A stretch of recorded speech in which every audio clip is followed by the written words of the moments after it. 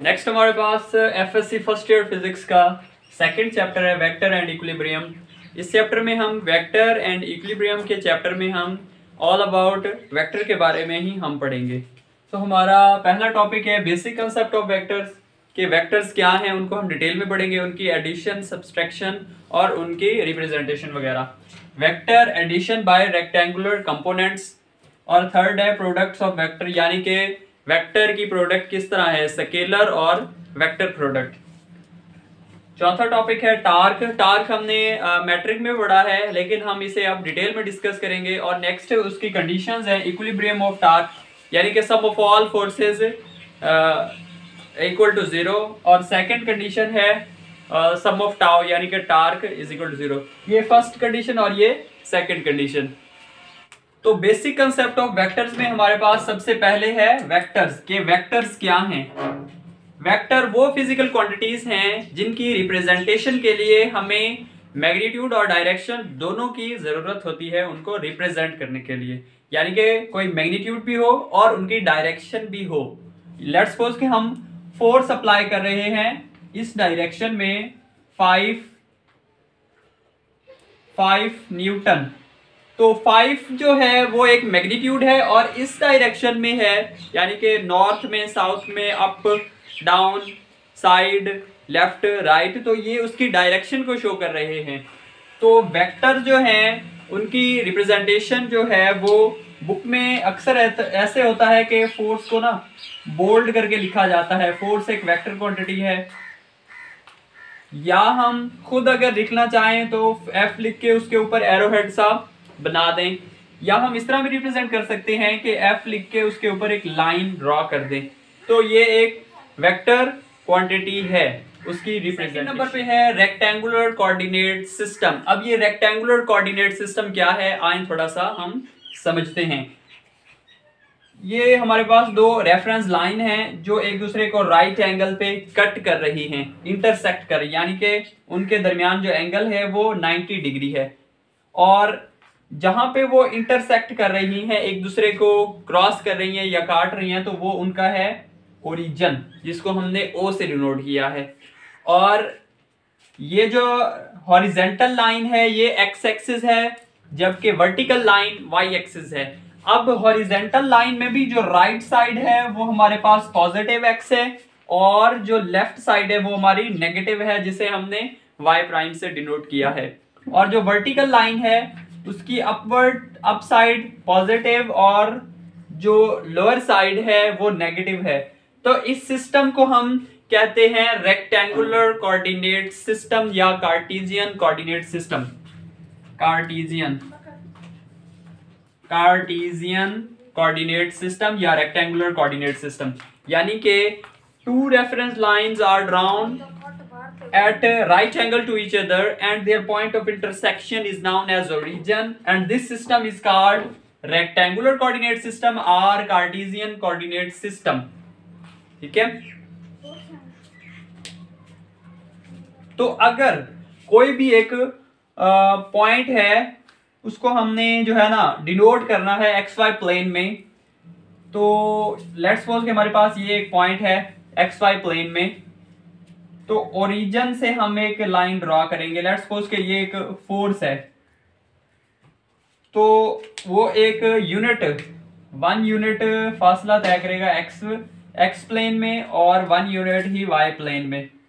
तो इसका कोई ना कोई एंगल होगा एक्स एक्सिस के साथ, यानी कि एक्स एक्सिस के साथ हॉरिजॉन्टल लाइन के साथ कुछ ना उसका कोई ना कोई एंगल होगा। तो उस एंगल को शो करने के लिए हम एक्स एक्सिस से एंटी क्लॉकवाइज मूव करेंगे इस तरह, तो वो जो एंगल बनेगा वो हमारे पास थीटा होगा, उस स्पेसिफिक पॉइंट का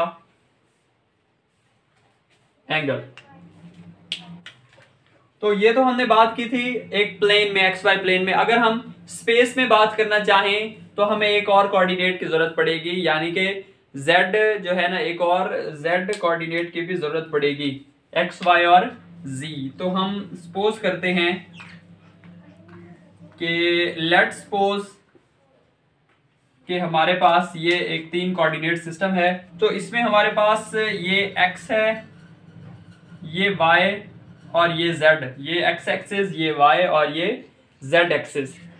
तो अगर यहाँ पे हमें कोई भी एक पॉइंट शो करवाना पड़ जाए, यानी कि x में वो x का यूनिट जो है वो x में वो a यूनिट डिस्टेंस तय करता है, b में y और z में c। अगर हम यहाँ पे भी यही केस लें a और b, तो यहाँ पे हम p a b इसका एक लोकेशन है। तो यहाँ पे भी यही केस होगा सेम कि ये कोई भी एक पॉइंट है तो इसने a b और c इसकी एक स्पेसिफिक लोकेशन होगी। और अगर हम इसका एंगल डिनोट करना चाहें तो हमारे पास जो x एक्सिस के साथ होगा वो ये होगा, y के साथ ये और z ये हो जाएगा। इसे आप अपनी मर्जी से नाम देना चाहें, अल्फा, बीटा और गैमा नाम दें। नेक्स्ट हमारे पास है एडिशन ऑफ वेक्टर, यानी कि लेट्स सपोज कि हमारे पास एक वेक्टर है a और दूसरा है b। तो हमने इनको ऐड किस तरह करना है, तो आप यहाँ पे देखें कि लेट्स सपोज कि ये हमने जो है ना a वेक्टर का जो हेड है उसको मिला दिया है b वेक्टर की टेल से, ठीक है। और a वेक्टर के टेल को हमने ज्वाइन कर देना है b वेक्टर के हेड के साथ, और इसको हमने नेम देना है r, रिजल्टेंट वो इक्वल होगा a प्लस b वेक्टर के। तो ये है एडिशन। अगर आप यूं करना चाहते हो कि b वेक्टर को a की जगह और a को b की जगह राइट कर दो, तो क्या होगा इस केस में, हम कहते हैं कि हमने a वेक्टर को यहां पे रखा और a वेक्टर की टेल के साथ हमने b वेक्टर के हेड को मिला दिया। तो इस केस में भी यही होगा, a वेक्टर की जो b वेक्टर है इसकी टेल को हमने मिलाना है a वेक्टर के हेड के साथ, और ये भी एक रिजल्टेंट होगा b प्लस a। तो इन दोनों को देखते हुए ये साबित हुआ कि a plus B is equal to B plus A होता है। ये भी एक प्रॉपर्टी है, एडिशन में ये सेटिस्फाई करता है। सेम इसी तरह हम राइट कर सकते हैं कि ये दो साइडें जो है वो इक्वल हैं। नेक्स्ट हमारे पास है रिजल्टेंट ऑफ वेक्टर, यानी कि दो वेक्टर का रिजल्टेंट क्या होगा। तो हमने इससे प्रीवियस डिस्कस किया था एडिशन को, कि दो वेक्टर हमारे पास a और b हो तो हम उसको किस तरह ऐड अप करेंगे तो हमारे पास रिजल्टेंट आ जाएगा।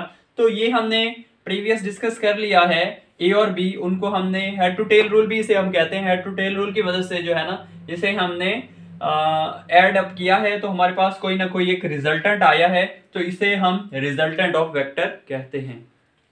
नेक्स्ट हमारे पास है सब्ट्रैक्शन ऑफ वेक्टर। इससे प्रीवियस हमने एडिशन ऑफ वेक्टर किया था, तो addition of subtraction of vector भी एडिशन ही है, लेकिन इसमें जो डायरेक्शन है वो रिवर्स हो जाती है। वो किस तरह, लेट्स सपोज हमारे पास a और b दो वेक्टर हैं, तो हमने इन्हें जो है सब्ट्रैक्ट करना है एडिशन की फॉर्म में।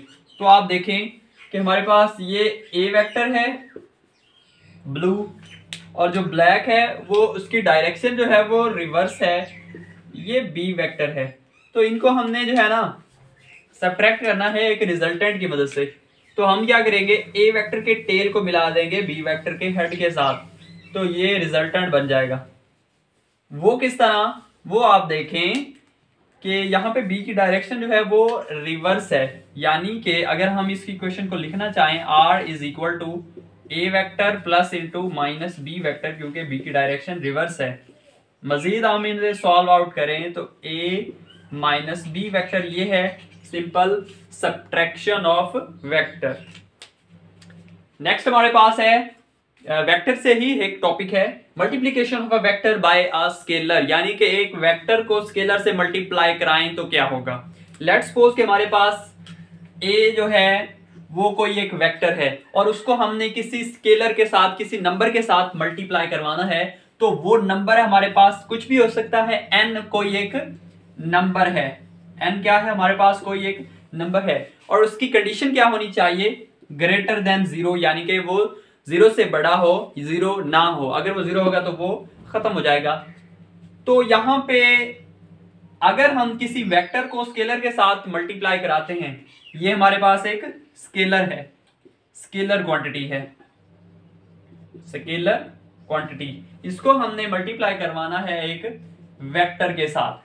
तो हमारे पास एक नया जो है ना, नई क्वांटिटी वो इंट्रोड्यूस होगी, जिसकी जो है वो डायरेक्शन वही होगी जो डायरेक्शन उस वेक्टर की है, लेकिन उसका जो मैग्नीट्यूड है उसमें क्या हो जाएगा, इंक्रीज हो जाएगा, इंक्रीज इन मैग्नीट्यूड, क्योंकि यहां पे स्केलर है, स्केलर कोई भी एक नंबर हो सकता है, तो वो नंबर उसके मैग्नीट्यूड में इजाफा करेगा, ना कि उसकी डायरेक्शन में कोई आल्टर आएगा या कोई तब्दीली आएगी।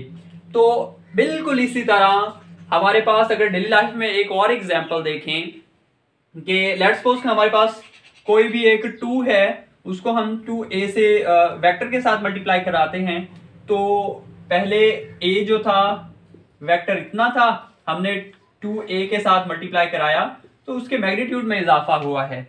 अगर हम इसी तरह एक और एग्जांपल देखें कि हमारे पास वेलोसिटी जो है वो एक वेक्टर क्वांटिटी है, वेलोसिटी क्या है, एक वेक्टर क्वांटिटी है, और इसको हम एक मैग्नीट्यूड स्केलर के साथ मल्टीप्लाई करवाएं यानी कि मैस के साथ, तो हमारे पास जो रिजल्ट आएगा वो एक मोमेंटम की फॉर्म में आएगा, यानी कि एक नई क्वांटिटी बनेगी। स्केलर और वेक्टर के जो मल्टीप्लिकेशन है उसे एक नई क्वांटिटी इंट्रोड्यूस होगी और उसके डायमेंशन वही होंगे जो उनकी दूसरी क्वांटिटीज के हैं।